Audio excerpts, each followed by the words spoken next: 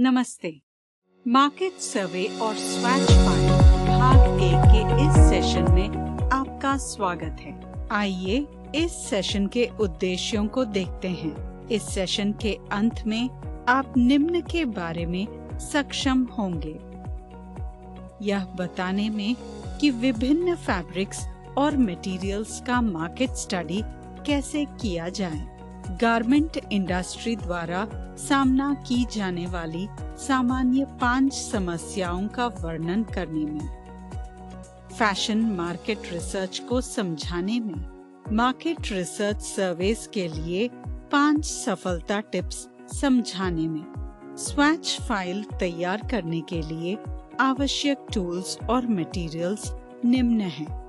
Record note, silk, cotton कपड़ा, polyester blend, polyester salwar, silk salwar, polyester blend, silk sari, cotton shirt material, satin ribbon, plain weave fabric, twill weave fabric, satin weave fabric, printed fabric, embroidery fabric, sari, bed sheet, uniform material. अब आइए यह देखें कि fabric पर market research कैसे किया जाता है। मार्केट रिसर्च करने के लिए विभिन्न प्रकार के फैब्रिक्स जैसे cotton, polyester blend, silk, printed fabric आदि वाली दुकान पर जाएं। दुकान से dress materials, salwar, sari, shirt materials, pants या ट्राउजर्स आदि के लिए उपयोग किए जाने वाले सभी प्रकार के कपड़ों के कुछ नमूने चुनें। मार्केट रिसर्च करते समय सेलर्स से कुछ जानकारी एकत्र की जानी है। फैब्रिक का नाम, उदाहरण के लिए कॉटन प्रिंटेड फैब्रिक, इसका उपयोग यानी सलवार मटेरियल, इसकी कीमत क्या है और बाजार में इसे कितने व्यापक रूप से स्वीकार किया जाता है। उदाहरण के लिए 40 रुपये प्रति मीटर। यह पहचानने की कोशिश करें कि यह डाइड, प्रिंटेड, प्लेनन या एम्ब्रॉयडर्ड है। उदाहरण के लिए प्रिंटेड। फैब्रिक का रंग, उदाहरण के लिए नारंगी बैकग्राउंड पर लाल बॉर्डर वाले फूलों वाला प्रिंटेड फैब्रिक। फैब्रिक की बुनाई को पहचानने का प्रयास करें कि क्या यह सरल और आसानी से पहचाने जाने योग्य है। किए गए सभी निष्कर्षों को रिकॉर्ड करें। कम से कम 5 सेंटीमीटर गुणा 5 सेंटीमीटर का एक छोटा सा नमूना इकट्ठा करें और इसे एक रिकॉर्ड बुक की शीट पर चिपकाएं। चिपकाए गए नमूने का विवरण पुस्तक की दूसरी शीट पर लिखें। फिर कटी हुई मटेरियल्स इकट्ठा करने के लिए दुकानों पर जाएं और कटी हुई फर्निशिंग मटेरियल्स इकट्ठा करने के लिए अपहोल्स्ट्री स्टिचिंग की दुकानों पर जाएं। जितना संभव हो उतने नमूने एकत्र करें। Plane, twill,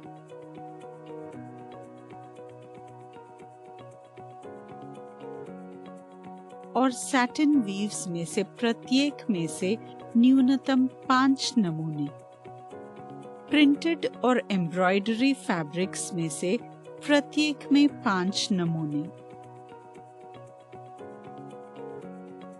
shirt materials, sari, bedsheet, dress material और यूनिफॉर्म मटेरियल के प्रत्येक के 2-2 नमूने।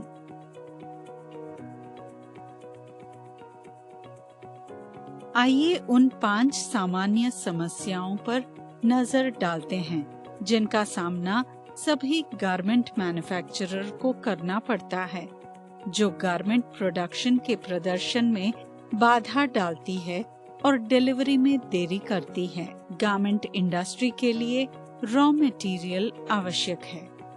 गारमेंट मैन्युफैक्चरर्स दुनिया भर में रॉ मटेरियल्स के लिए बड़ी संख्या में सप्लायर्स पर निर्भर करते हैं।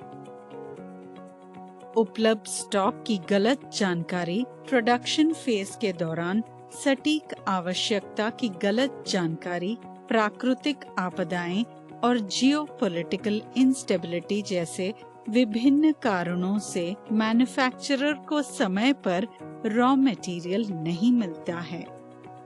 यदि मिलता भी है तो या तो मटेरियल्स की गुणवत्ता खराब होती है या संख्या अपर्याप्त होती है।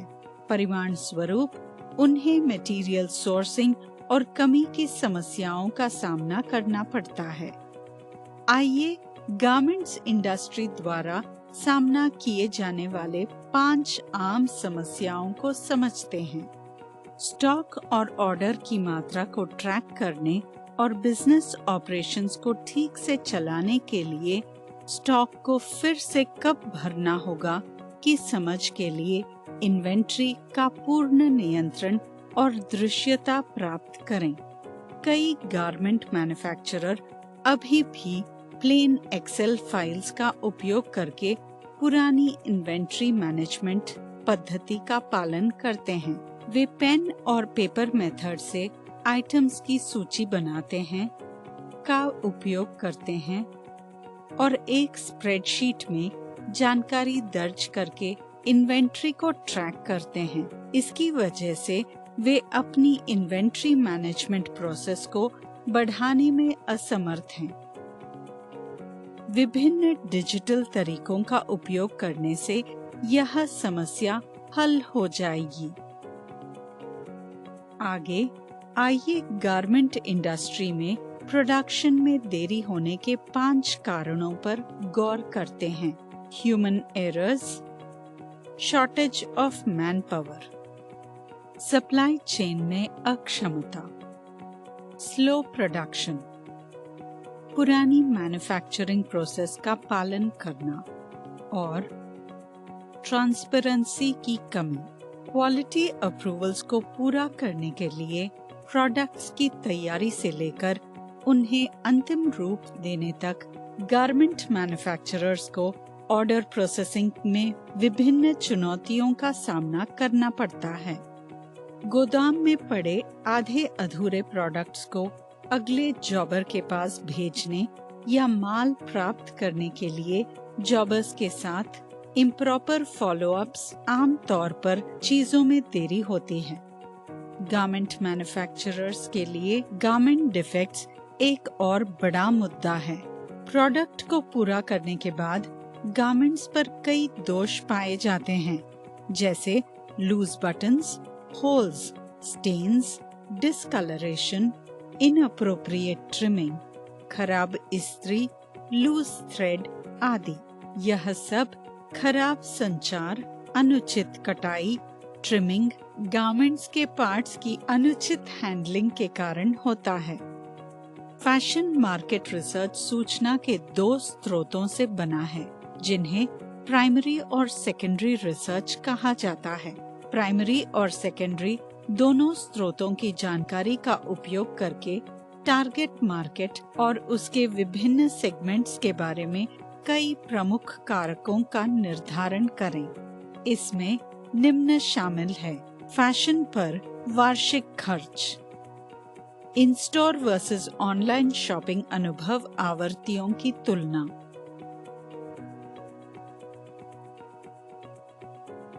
कुछ ब्रांड्स और या अपैरल कैटेगरीज की वार्डरोब में हिस्सेदारी।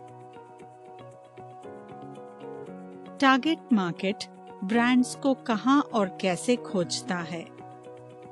Shopping triggers, spending forecast, marketing channels, product diversity, उत्पाद या ब्रांड कितने मांग में है।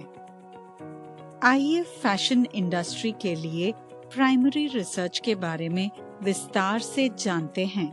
यह उस अनूठे डेटा को संदर्भित करता है जो प्रत्यक्ष सोर्सेस से एकत्र किया जाता है। हालांकि प्राइमरी जानकारी इकट्ठा करना अधिक श्रमपूर्ण है, लेकिन किसी विशेष व्यवसाय और ग्राहक आधार के लिए विशेष रूप से प्रासंगिक डेटा इकट्ठा किया जा सकता है। फैशन मार्केट रिसर्च के लिए प्राथमिक जानकारी के सबसे मूल्यवान स्रोत निम्न हैं। मौजूदा या संभावित ग्राहकों के बारे में ऑनलाइन सर्वे टूल्स और फोन, इन पर्सन और मॉल इंटरसेप्ट इंटरव्यूज। एक फोकस ग्रुप प्रतिभागियों के बीच नियंत्रित चर्चा की अनुमति देता है। यह समूह को विचार साझा करने और किसी विषय या प्रवृत्ति पर चर्चा करने का अवसर प्रदान करता है, जो फैशन मार्केट रिसर्च करते समय विशेष रूप से उपयोगी होता है। एक फील्ड रिसर्च मार्केटर्स को यह देखने और समझने की अनुमति देता है कि ग्राहक नेचुरल सेटिंग में कैसे व्यवहार करते हैं। यह इस बारे में बहुमूल्य जानकारी प्रदान करता है कि ग्राहक प्राकृतिक अवलोकन के माध्यम से, स्टोर में और सेशन रिप्ले टूल के माध्यम से ऑनलाइन कैसे ब्राउज करते हैं और खरीदारी करते हैं। यूजर टेस्टिंग का उपयोग अक्सर नई डिजाइन अवधारणाओं का परीक्षण करने के लिए किया जाता है। यूजर टेस्टिंग ग्राहकों की रुचि और स्वागत का आकलन करता है। इसका उपयोग स्टोर में खरीदारी के अनुभवों, फैशन वेबसाइट में किए गए परिवर्तनों का परीक्षण करने के लिए भी किया जाता है। आइए अब फैशन इंडस्ट्री के लिए सेकेंडरी रिसर्च के बारे में विस्तार से जानते हैं। सेकेंडरी रिसर्च मौजूदा प्रकाशित स्रोतों से डेटा सोर्स करके किया जाता है, क्योंकि इसे पहले ही आयोजित किया जा चुका है। फिर विश्लेषण की तैयारी के लिए सेकेंडरी डेटा को व्यवस्थित करें। एक मजबूत विश्लेषण में सेकेंडरी रिसोर्सेज की उनके प्राइमरी सोर्स काउंटरपार्ट्स के साथ एक दूसरे से तुलना करना शामिल है। फैशन इंडस्ट्री के लिए सेकेंडरी जानकारी के अच्छे स्रोतों में निम्न शामिल है: मार्केट और इंडस्ट्री रिसर्च रिपोर्ट्स और white papers, fashion industry website, SEO, keyword और ट्रेंड्स रिसर्च, गवर्नमेंट्स स्टैटिस्टिक्स, प्रतिस्पर्धियों की वेबसाइट और अन्य डिजिटल प्रॉपर्टीज से एप्स, मोबाइल साइट्स, विज्ञापन आदि। अंत में यह मार्केट रिसर्च सर्वेस के लिए 5 सफलता टिप्स हैं। मार्केटिंग चैलेंज को परिभाषित करें। सावधानी से सर्वे के प्रश्न क्राफ्ट करें। रिसर्च सर्वे को सही दर्शकों तक वितरित करें। नए मार्केट रिसर्च डेटा की समीक्षा करें। डेटा संचालित विपणन निर्णय लें। आइए चर्चा किए गए प्रमुख बिंदुओं का पुनर्कथन करें। मार्केट रिसर्च विभिन्न प्रकार के फैब्रिक्स, उनकी विशेषताओं और अंतिम उपयोग को समझने, देखने, महसूस करने और बाहरी स्थानों से जानकारी एकत्र करने के लिए किया जाता है। मार्केट सर्वे करते समय प्राप्त सभी निष्कर्षों को रिकॉर्ड करें और एक छोटा सा नमूना एकत्र करें।